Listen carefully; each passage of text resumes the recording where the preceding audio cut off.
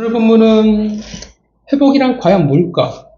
우리가 기억해야 할 것은 세상에서의 개념과 성경에서의 개념이 다른 게 되게 많아요. 똑같은 사랑을 얘기해도 개념 자체가 다릅니다. 자, 그리고 하나님은 어떻게 당신의 사람을 회복시키고 있는가를 보여주고 있는 장이라고 말할 수 있습니다. 자, 어떤 내용인지 19장을 제가 간략하게 설명하겠습니다. 본문의 주인공은 누구냐면 너무나 잘 알죠. 엘리야입니다. 엘리야는 북이스라엘 아합 왕 때 활약을 했었던 너무나 우리가 잘 알고 있는 선지자였습니다.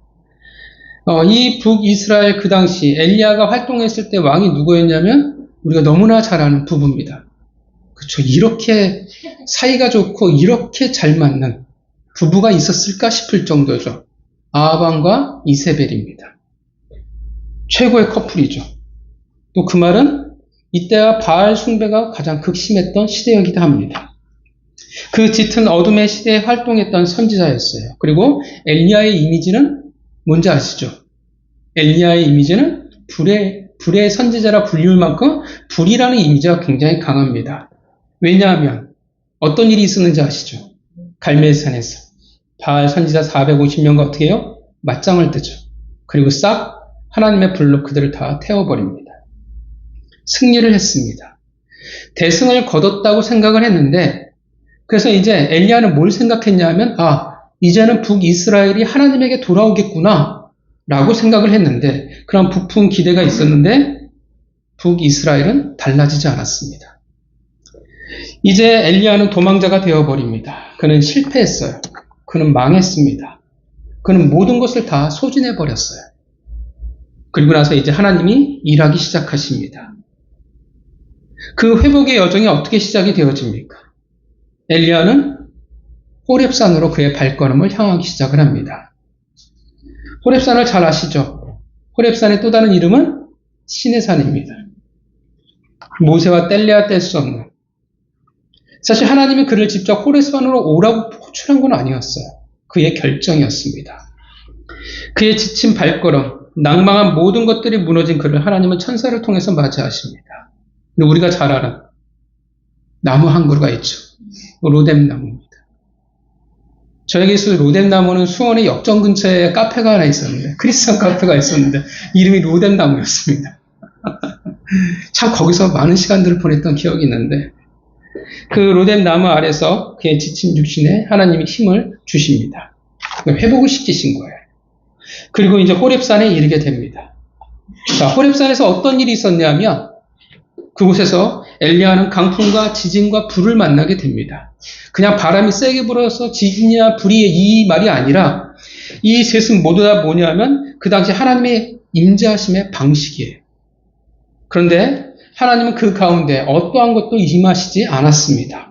어떻게 임하시냐면 세밀한 음성으로 귀를 기울여야 들을 수밖에 없는 그 작은 음성으로 엘리야에게 임하셨습니다. 그게 회복이었어요. 하나님의 말씀으로 그를 회복시켜 나가십니다.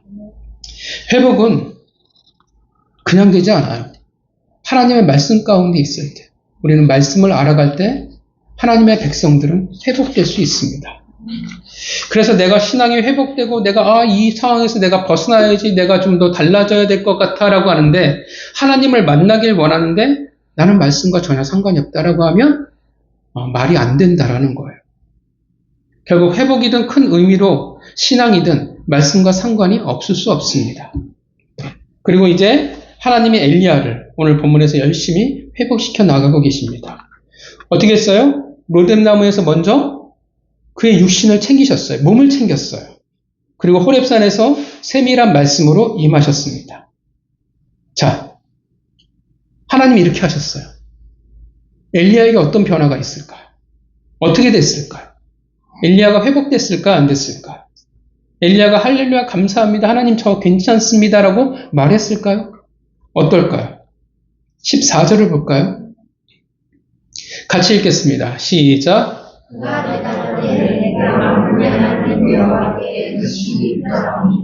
이는 이스라엘 자손이 주의 언어를 버리고 주의 사명을 버리며 칼로 주의 선지자들을 죽였으니 오직 나만 남았거든 그들이 내 생명을 찾아 빼앗아 여러분, 지금 하나님이 로덴나무에서 만났고 시내산에서 어떻게 해요? 호렙산에서 말씀으로 임하셨어요. 그리고 난 이후의 본문이에요. 회복됐을까요? 안 됐을까요? 안 됐죠. 지금 엘리야는 어떤 상태예요? 두렵고 억울해요. 우리가 신앙생활 하면서 늘 이런 거 있죠. 하나님, 왜 나만요? 왜 저 사람을 안 시키고 나는 시키는데요? 하나님, 왜 내가 이렇게 열심히 해야 되는데요? 그 상태가 지금 엘리야의 상태입니다. 14절을 보면 여전히 억울하고 힘들어요. 그런데 19절을 보면 어떨까요? 19절을 읽어볼까요? 읽겠습니다. 시작. 엘리야가 부르짖으나 사사의 아들 엘리사를 만나니 그가 12 별수를 세우고 세우는데 자기는 12째 별수와 함께 있더라. 엘리야가 그리로 건너가서 그것을 그의 위에 던졌더니. 자, 어때요? 어떤 상태인 것 같아요, 지금 엘리야는. 이제 회복이 됐어요. 그래서 어떻게 해요? 군말 없이 떠나요. 이 엘리사를 만나러 가는 길이 여러분 옆 동네가 아니에요. 엘리사가 사는 곳이 아벨 무올라라는 곳인데 지금 호렙산에서 거리가 얼마냐면 260km예요. 그래서 제가 내비로 찍어봤어요. 용인에서 260km 정도는 어딜까를 또 찍어봤더니 광주 또는 대구 정도가 되더라고요. 차로 그 거리가. 그러니까 꽤 먼 거리죠. 걸어서 가면 진짜 얼마나 걸렸을지는 모르겠지만 꽤 먼 거리를 갔다라는 거예요. 지금 엘리야가 하나님의 챙기셨지만 그게 막 지금 뭐 건강이 몸이 막 에너지가 넘치고 이런 상태가 아니에요. 로뎀 나무에서 회복시킨 것은 어디까지의 여정을 감당케 하기 위해서 하나님 회복시켰냐면 호렙산이에요. 그러니까 여전히 힘든 거예요. 여전히 지쳐있는 상태예요. 도망자에서 이제 숨 좀 돌렸는데 여전히 회복이 되지 않은 상태였는데 그런데 어떻게 해요? 그 260km를 마다하지 않고 떠났다라는 거예요. 충분히 휴식을 취한 게 아니에요. 왜냐하면 18절에서 19절을 넘어갈 때 보면 와우용법으로 되어 있습니다. 그 말은 이어졌다라는 거예요. 그 말은 하나님이 18절을 어떻게 해요? 7천명을 얘기하시고 나서 바로 엘리야가 떠났다라는 뜻을 말해줍니다. 그 말은 어떤 의미가 되냐면 엘리야는 이제 어떤 상태가 되었냐 하면 그럼 회복했다라는 겁니다. 14절에서는 아직 회복하지 않았어요. 19절에서는 어떻게 해요? 이제 회복이 된 상태예요. 그렇다는 것은 당연히 14절과 19절 사이에 뭔 일이 일어났다는 것을 우리가 알 수 있습니다. 그러면 14절과 19절 사이에 어떤 일들이 일어났을까요? 뭐가 있을까요? 어떤 내용이 있어요? 어떤 내용들이 있습니까? 그쵸. 뭐가 있냐면 하나님 명령하시죠. 하사엘에게 기름을 부어 아람 왕이 되게 하시고 그리고 또 어떻게 해요? 예후에게 기름을 부어 북이스라엘의 왕이 되게 하시고 그리고 또 엘리사에게 기름을 부어 엘리야의 후계자가 되게 하라고 하십니다. 그러고 나서 또 뭘 말하냐면 아직 이스라엘에는 어떻게 해요?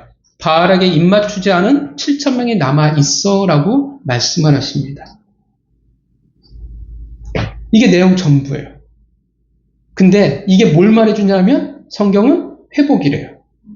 이 말을 듣고 어떻게 했어요? 엘리야가 회복한 거예요. 이해가십니까? 이게 왜 회복과 연결이 되어질까요? 사실 여러분 생각해 보세요. 15절부터 18절 하나님이 지금 엘리야에게 뭘 말씀하고 있는 거예요? 위로일까요? 격려하실까요? 너 수고했구나. 넌 신실한 종이야 라고 말하고 있는 것일까요?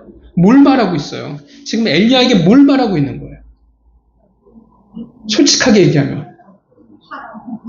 그렇죠? 일 시키고 있어요, 지금.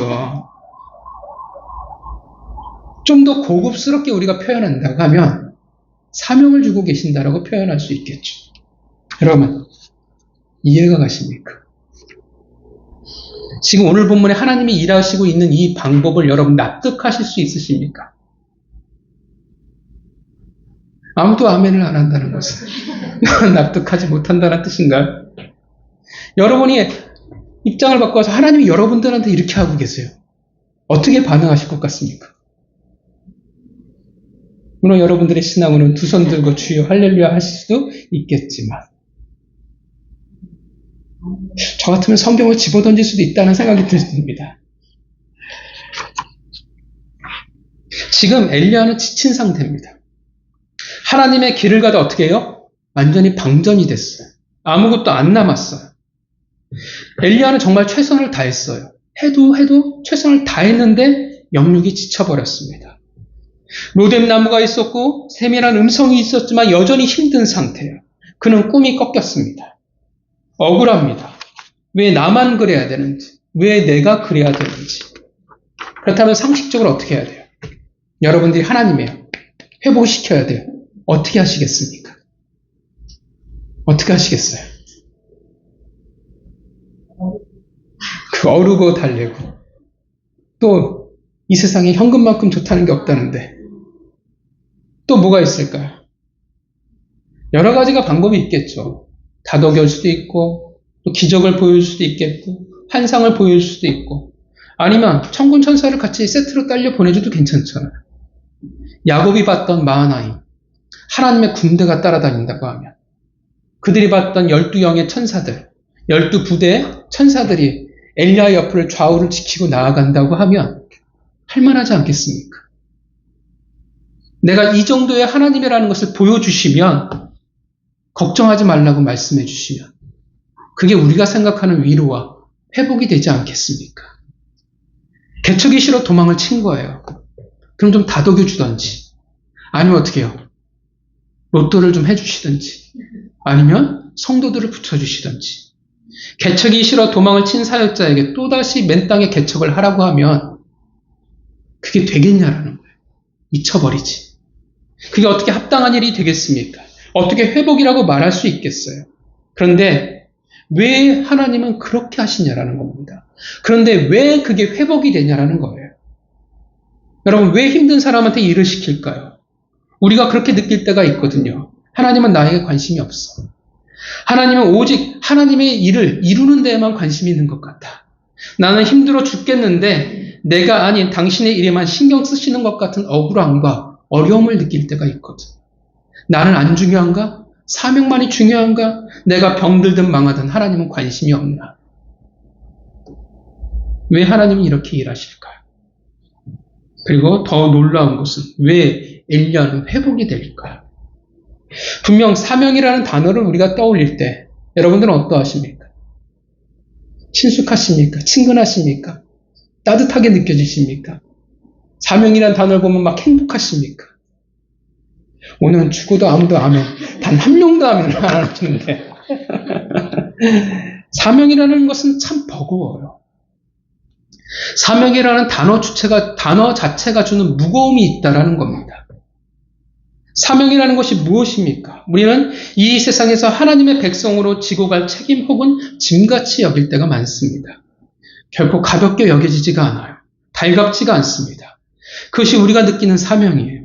거룩하고 하나님의 은혜이기도 하지만 막상 내가 가지기에는 마땅치 않은 것. 성경에서 말하는 사명이란 무엇을 말할까요? 우리는 사명을 하나님이 우리에게 주신 일, 우리가 반드시 이루어야 할 숙제 같은 것이라고 생각을 합니다. 틀린 말은 아니에요. 근데 사명은 좀 더 많은 의미를 우리에게 줍니다. 사명이란 단지 일이 아니라 무엇과 같아지냐 하면 사명이란 하나님과의 친밀함, 하나님과의 거룩한 관계와 같은 말이 되어집니다. 그 말은 하나님과 거룩한 관계에 있다면 어떻게 되어져요? 누구나 다 사명 아래에 있다라고 말할 수 있다라는 겁니다. 그러니까 마치 이런 것과 같아요. 나뭇가지가 나무와 떨어져 있을 때는 어떻게 해요? 그 어떠한 역할도 기대할 수가 없어요. 역할이 없어요. 왜냐하면 나무와 그 어떠한 관계도 없는 상태이기 때문에 그렇습니다. 반면 나뭇가지가 온전히 나무와 이어져 있다면, 붙어 있다면 어떻게 해요? 당연히 살아있는 나뭇가지로서의 역할이 이제 있게 되는 거예요. 나뭇가지가 이제 뭘 해야 됩니까? 나뭇잎을 틔워야 되고 꽃을 펴게 해서 결국 열매를 맺는 일을 하게 됩니다. 그 역할이 있어요.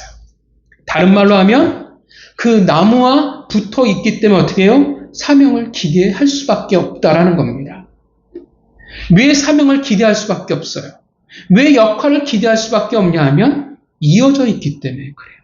그 관계가 이어져 있기 때문이라는 거예요. 이어져 있으니까 그 다음 단계로 이것을 해야지, 이어져 있으니까 숙제를 줘야지, 내가 역할을 줘야지가 아니라는 거예요. 하나님에게 이어진 순간, 내가 하나님과의 거룩한 관계에 놓여 있는 순간, 우리는 당연히 역할을, 사명을 가지게 된다는 것입니다.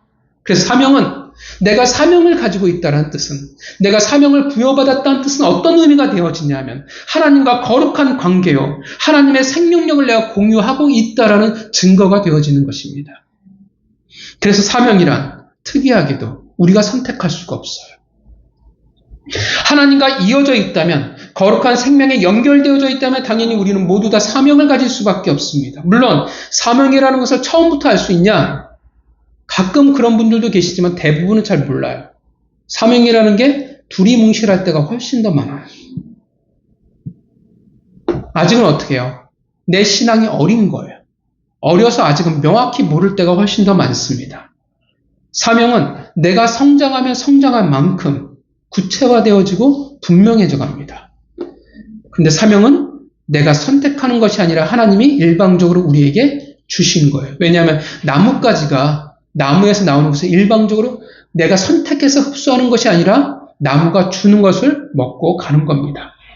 그래서 회복은 어떻게 해요? 반드시 사명과 연결되어질 수밖에 없어요. 증거가 되어지니까. 사명은 하나님과의 거룩한 관계, 그 생명과 하나가 되었음을 말해주는 증거입니다. 회복은 거룩한 하나님과의 관계로 내가 돌아갔음을 말해주는 거예요. 그래서 이 두 개는 반드시 이어져 갑니다. 회복했어요. 근데 사명이 없어요. 이 말이 성립이 안 된다라는 거예요. 내가 사명을 가지고 있어요. 그러면 어떻게 해요? 내 삶은 공부하고 지치고 죽을 것 같아 라고 하는데 하나님 뭐라고 말씀하세요? 회복되었다라고 말하는 거야. 이와 비슷해요. 샬롬. 무슨 뜻인지 알죠? 관계의 용어예요. 우리는 샬롬이라는 게 내가 생각하는 평안을 생각하는데 아니에요. 이 말은 뭐냐면 내가 회사가 지금 부도날 것 같아요. 우리 집이 너무 어려워요. 내가 아파요. 근데 난 하나님과 친해. 그러면 샬롬이에요. 우리 회사가 너무나 잘 돼. 내 자식들이 서울대 갔어. 모든 것이 잘 풀려가는데 하나님과 안 친해. 그러면 샬롬하지 않다라고 쓰는 겁니다. 평안하지 않은 상태예요. 우리가 생각하는 개념과 다르다라는 거예요. 회복이 된다는 것은 사명을 회복했다라는 그 반응으로 드러날 수밖에 없습니다. 회복이 됐다고 하는데 다시금 내가 건강해졌다고 하나님과 이어졌다고 하는데 그 주어진 역할에 내가 아니라고 이야기하면 그건 가짜예요. 건강해졌다면 다시금 맡겨진 사명을 향해 갈 수밖에 없다는 것입니다. 회복은 단지 우리가 착각하면 안 돼요. 내가 원하는 상태가 되었다라는 것을 말하는 게 아닙니다. 물론 육신이 회복이 되어지고 쉼이 있어야 돼요. 하나님이 그것을 인정하지 않는 게 아니에요. 엘리야에게 하나님이 그렇게 하고 계시잖아요. 그러나 단지 육신의 힘을 더하시고 말씀으로 위로해 주는 것으로 회복을 말하는 것이 아니라는 거예요. 회복이란 결국 내가 있어야 할 자리, 내가 해야 할 역할에 있을 때 그 자리로 돌아갈 때 하나님은 회복이라고 말씀하신다라는 겁니다. 그래서 오늘 본문에 하나님은 엘리야에게 어떻게 해요? 사명의 자리로 돌아갈 것을 말씀하시는 거예요. 당신이 단지 로뎀나무에서 너의 육신이 회복되었으니까 내가 말씀으로 너에게 말했으니까 너는 회복되었어 라고 말하는 게 아니라는 겁니다. 여러분, 베드로가 그랬어요. 베드로가 주님을 배신했죠. 베드로가 예수님을 부인했습니다. 그럴 때 예수님이 베드로를 찾아가시죠. 뭘 말씀하시나요? 어떻게 베드로를 다시 회복시키셨을까요? 등 두들기면서 인생은 그런 거야. 사람이 뭐 벌 수 있겠어. 괜찮아. 그렇게 말씀하셨을까요? 뭐라고 말씀하세요? 내 양을 먹이라. 다시금 사람을 낚는 업으로 그 자리로 그 역할로 그 사명으로 돌아가라 말씀하셨습니다. 그리고 베드로는 다시 회복되었습니다. 요나도 마찬가지였습니다. 그는 그의 사명을 저버리고 도망을 가버리고 말았습니다. 오늘날 스페인으로 그가 도망을 간 거예요. 그는 엘리야와 똑같았어요. 그냥 죽기를 바랬습니다. 근데 하나님은 어떻게 해요? 그를 잡아다가 물고기 뱃속에 쳐넣으셨어요. 그리고 어떻게 해요? 회복이 시작이 되어집니다. 언제 회복이 되었을까요? 물고기 뱃속에서 그가 하나님 잘못했습니다라고 했을 때 회복이 되어졌을까요? 아니에요. 물고기가 그를 다시금 토해냈을 때. 그런데 그가 그의 사명인 니느웨를 향한 그 길에 물고기가 토해냈을 때, 다시금 그 사명의 그 자리에 있었을 때, 그때 요나가 회복되어진 것입니다.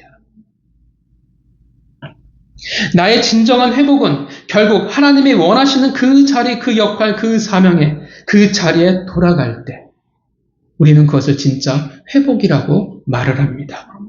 여러분, 우리가 회복을 떠올릴 때 속지 마세요. 여러분, 위로를 회복이라고 보지 마세요. 내가 위로받은 것을 통해서 내가 감정이 울컥하고 내가 뭔가 좀 마음이 편해지고 그것을 회복이라고 보지 마세요. 그건 회복이 아니에요. 우리는 착각을 해요. 위로를 받으면 회복할 거라 착각을 합니다. 회복이 되었다라고 생각을 해요. 위로를 주시면, 감동을 주시면, 그래서 뭔가 내가 힘이 나면 하나님이 날 회복시킨 거야. 그래서 우리는 위로를 중요시 여깁니다. 위로가 필요 없는 게 아니에요. 우리는 서로를 반드시 위로하고 격려해야 돼요. 그런데 여러분, 위로가 그 감정이 회복이라고 성경은 말하지 않아요. 그 다음이 있어야 한다고 말한다라는 것입니다. 여러분, 성경은 항상 뭘 이야기하는 줄 아세요? 감정이 아니에요. 감정 다음에 의지를 항상 이야기를 해요. 하나님이 여러분들을 위로하셨다면, 여러분의 감정이 어떻게 충족이 되었다면 뭘 이야기해요? 그 다음으로 가야 되는 거예요. 하나님이 내게 원하시는 그 역할, 그 의지, 그 자리, 그 사명으로 돌아가는 것. 그래야 회복입니다. 우린 자꾸 속아요. 우리의 감정적인 반응에 눈물에 자꾸 속아버려요. 회개도 그렇잖아요. 여러분, 회개할 때 울지 않아도 돼요. 나 같은 죄인을 살리신 그 하나님의 울면 좋은데 눈물이 없어도 상관이 없어요. 오히려 내가 재수가 없어서 하나님한테 끌려와서 내가 이렇게 갈 수밖에 없구나 라고 해도 그게 회개예요. 왜냐하면 의지가 있으면 돼요. 결단이 있는 거예요. 회개는 하나님 내가 잘못했습니다라는 그 고백에서 끝나는 게 아니에요. 그 다음이 있을 때 우리는 회개라고 얘기를 합니다. 의지의 결단이 있어야 돼요. 성경은 단지 감정적인 반응에 머물지 않습니다. 반드시 의지, 그 결단을 하나 성경은 촉구해요. 그래서 감정적인 사람들은 이것에 되게 많이 속아서 넘어져요. 성경이 계속 그래서 뭘 말하냐면 순종을 얘기하는 거예요. 그 의지, 그 결단을 이야기하고 있는 겁니다. 그래서 진정한 여러분 회복을 꿈꾼다면 여러분 위로에서 멈추지 마세요. 내 몸이 회복되고 위로를 받은 그 감정에서 머물지 마세요. 내가 힘들어요. 내가 다시금 회복하고 싶어요. 내가 그 전의 모습이 되고 싶어요. 하나님이 여러분에게 분명 육신의 회복을 위로를 주실 줄 믿습니다. 또 말씀으로 여러분들을 채우실 줄 믿습니다. 성도 여러분, 거기서 멈추지 마세요. 분명 하나님이 원하시는 자리로 여러분 돌아가시기를 바랍니다. 그게 싫을 수 있어요. 감사하지 않을 수 있어요. 그런데 진짜 내가 하나님을 안다면 그 하나님의 마음과 이제 다시금 연결되어졌다면 우리는 다시금 돌아가야 합니다. 그리고 돌아가면 알게 될 겁니다. 잎을 틔우고 싹을 틔우고 꽃을 맺어 나가는 것은 분명 피곤한 일입니다. 쉼이 아니에요. 쉴 수가 없어요. 끊임없는 대적과의 싸움이 될 수도 있습니다. 그러나 그러한 가지가, 그러한 자들이 열매를 맺어 나갈 수 있습니다.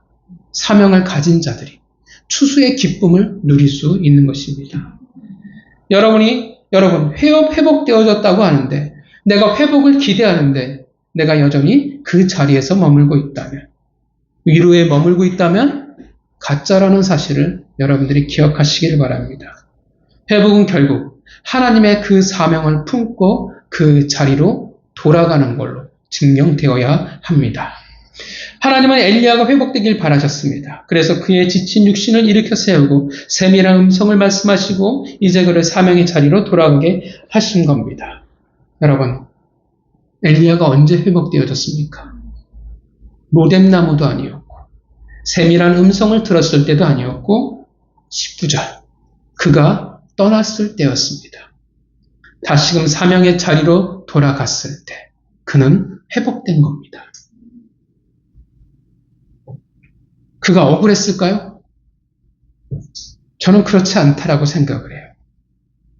그가 18절 7,000명을 듣고 바로 떠났다는 것은 억울함이 아니라 이제 안 거예요. 하나님과 내가 이어졌더니 자신의 진정한 사명을 깨달았어요. 그리고 하나님의 마음을 안 거예요. 이어지면 자라납니다. 자라나면 그 사명이 점점 분명해집니다. 엘리야도 마찬가지였어요. 엘리야의 사명은 자기가 뭐라고 생각했어요? 불과 능력으로 어떻게 해요? 북이스라엘을 변화시키는 거였어요. 그런데 하나님은 그렇게 생각하시지 않았습니다. 앞에 우리가 쭉 보면 15절부터 18절도 보면 앞에 세 가지는 하나님 명령을 하세요. 근데 재미있는 건 7,000명은 하나님이 그 어떠한 것도 말씀하시지 않아요. 뭐라고 마무리해요? 바알에게 입맞추지 아니한 자니라. 이걸로 끝을 내요. 7,000명에 대한 그 어떠한 언급도 하시지 않았어요. 엘리사를 통해 하사엘을 통해 예후를 통해 하나님은 반드시 북이스라엘을 심판하실 것을 말씀하십니다. 불순종의 대가를 거두겠지만 그러나 하나님은 어떻게 해요? 7,000명을 남기시겠다라는 거예요. 이 7,000명은 진짜 단순히 숫자로서의 7,000명이 될 수도 있고요. 또 다른 해석은 7은 완전수잖아요. 그러니까 어떻게 해요? 많은 사람의 수가 그래도 남아있을 거라는 뜻이 되어지기도 합니다. 두 가지 해석이 다 가능해요. 그런데 하나님의 마음을 알았더니 이제 아는 거예요. 뭘 알았을까요? 그러면 그 7,000명을 누가 책임질 것이냐라는 거예요. 환난과 핍박 가운데 그 영적 어둠의 그 시대 가운데 남겨진 그 7,000명을 누가 돌보겠냐라는 거예요. 그 목자 없이 남겨진 유리하는 자들을 누가 책임지겠냐라는 거예요. 그 하나님의 마음을 엘리야가 안 거예요. 아, 내가 가야 할 곳을, 내가 해야 할 일이 있다라는 것을 알았어요. 이 나머지 세 가지 일은 기름 부으면 끝이에요. 그런데 시간적으로 보면 엘리사는 바로 가서 기름을 부었지만 나머지 두 사람은 훨씬 더 시간이 지나서 기름을 붓습니다. 왜 엘리사를 가장 먼저 기름을 부었을까요? 왜요? 같이 7,000명을 돌볼 사람이 필요하거든요. 홀로 할 수 없으니까. 이제 알았어요. 내 사명은 내가 기적으로 불로 북이스라엘을 변화시키는 것이 아니라 내 사명은 이 목자 없이 남겨진 7,000명을 내가 돌보는, 하나님의 자녀들을 내가 돌보는 것이 내 사명이라는 것을 그가 깨달았습니다. 그 하나님의 마음을 안 거예요. 하나님의 그 결연한 마음을 이제 그가 읽어드린 겁니다. 하나님의 눈길이 어디로 향하는지 알았어요. 그것이 그를 더 이상 가만히 있을 수 없게 만든 겁니다. 그래서 7,000명을 향해 하나님은 가라고 말씀하시지 않았지만 엘리야는 어떻게 해요? 그 자리를 향해 달려갑니다. 하나님과 거룩한 관계에 이어졌더니 그 마음을 알아갑니다. 지쳐버린 육신을 끌고서라도 하나님의 마음이 머무는 그곳으로 그가 갑니다. 이사야 6장 8절 말씀입니다. 내가 또 주의 목소리를 들으니 주께서 이르시되 내가 누구를 보내며 누가 우리를 위하여 갈고 하시니 그때 내가 이르되 내가 여기 있나이다 나를 보내소서 하였더니 내가 누구를 보내며 누가 우리를 위하여 갈고. 하나님의 마음이었습니다. 답합니다. 그때 내가 가로되 내가 여기 있나이다 나를 보내소서. 그들이 바로 하나님 앞에서 회복되어진 자들입니다. 나를 보내소서. 이제 엘리야의 사역은 불의 사역이 아니라 사무엘처럼 하나님의 선지자들을 양육하는 것이 그의 사명이었고 그의 남은 인생을 그곳에 걸었습니다. 하나님의 사명이라는 것은 쉽지 않습니다. 오히려 사명은 회복과 거리가 먼 것처럼 느껴집니다. 오히려 사명과 떨어져 있으면 회복될 것 같이 느껴집니다. 당장은 그렇게 느껴질 수 있지만 그 신앙은 죽어갈 뿐입니다. 죽은 신앙을 회복으로 보지는 않습니다. 회복과 사명은 뗄래야 뗄 수 없습니다. 동전의 앞과 뒤와 같습니다. 회복은 결국 하나님의 그 마음을 품고 사명의 자리로 있어야 할 그 자리로 돌아가는 것을 말합니다. 세상은 참 우리를 많이 지치게 합니다. 회복이라는 것에 대해서 참 많은 고민을 하게 돼요. 그래서 우리는 바라고 또 바라게 됩니다. 세상은 충전이 되면 회복이라고 말을 합니다. 쉼이 있으면 회복이라고 말합니다. 그러나 믿는 자들에겐 그렇게 말하지 않습니다. 우리는 세상과 같을 수는 없습니다. 우리의 신앙은 늘 한결같을 수 없습니다. 어느새 너덜너덜해진 내 신앙의 모습을 보게 됩니다. 그래서 하나님과의 회복을 간절히 원할 때가 있고요. 또 하나님의 길을 건다는 것이 또 쉽지 않는 것을 우리가 또 보게 돼요. 겪어요. 어느새 지쳐버린 혹은 그 길을 떠나버린 내 모습을 발견하게 되기도 합니다. 한때는 나는 정말 하나님과 친했고 뜨거웠는데 왜 내가 이렇게 되었을까? 그래서 하나님의 회복을 기대할 때도 있습니다. 여러분, 위로해서 멈추지 마시기 바랍니다. 위로해서 만족하지 마시기 바랍니다. 하나님이 여러분들을 아픈 마음들과 아픈 것을 치료해줬다고 거기서 멈추지 마세요. 감정적인 반응이 회복이 아니라는 사실을 기억하시길 바랍니다. 하나님의 마음을 아신다면 혹은 믿는다면 그 마음이 이끄는 7,000명, 그 사명이 있는 그곳으로 가시기를 바랍니다. 성도 여러분, 하나님의 마음을 아십니까? 만나셨습니까? 하나님이 어떠한 눈빛을 하고 계신지 보셨습니까? 하나님이 지금 무엇을 바라보고 계시는지, 그 눈길이 어디를 향하고 계시는지 혹시 알고 계십니까? 그렇다면 그곳으로 가시기를 바랍니다. 그곳에 진정한 회복이 있을 것입니다. 엘리야가 그러했듯이, 요나가 그러했듯이, 베드로가 그러했듯이 진정한 회복을, 열매를, 추수를 기대할 수 있을 것입니다. 혹시 이렇게 말할 수도 있어요. 전 사명을 잘 몰라요. 하나님 무엇을 원하시는지 전 잘 모릅니다. 저는 돌아갈 그곳이 뭔지를 모르겠어요. 그럴 수도 있어요. 아는 사람이 오히려 적어요. 왜냐하면 아직은 더 자라나야 하기 때문에 그렇습니다. 너무 어려서 모를 수도 있어요. 사명이란 내가 하나님 앞에 성장한 만큼 알 수 있어요. 그때는 어떻게 해야 돼요? 하나님이 여러분들에게 맡기신 일에 충실하면 돼요. 하나님이 여러분들에게 말씀을 통해서나 혹은 성도의 삶을 통해서 말씀이 있다면 하시면 돼요. 또 교회에서 여러분들이 맡겨진 일이 있다면 열심히 하시면 돼요. 결국 사명이라는 것은 하나님의 나라를 완성해 나가는 것이기 때문에 그렇습니다. 맡겨진 것 제대로 하지도 않으면서 사명에 충실하다고 말하는 것도 웃긴 거예요. 그렇게 하다 보면 어떻게 해요? 언젠간 내가 자라나요. 하나님을 알게 될 겁니다. 그 마음을, 거룩한 부담을 주실 거예요. 성도 여러분, 하나님 안에서 진정한 회복을 바라십니까? 그렇게 꿈을 꾸신 적이 있으십니까? 하나님의 마음을 알게 있어야 할 그 자리, 그 사명의 자리로 돌아갈 때 진정한 회복이라는 사실을 기억하시기를 바랍니다. 성도 여러분, 여러분 모두에게 하나님께서 육신의 쉼을, 회복을 주실 줄 믿습니다. 말씀으로 여러분들을 위로하실 줄 믿습니다. 거기서 멈추지 마시고 여러분 모두 사명의 그 자리로 돌아가시는 그 놀라운 회복이, 그 은혜가 여러분과 함께 하시기를 주님의 이름으로 축원합니다. 기도하겠습니다.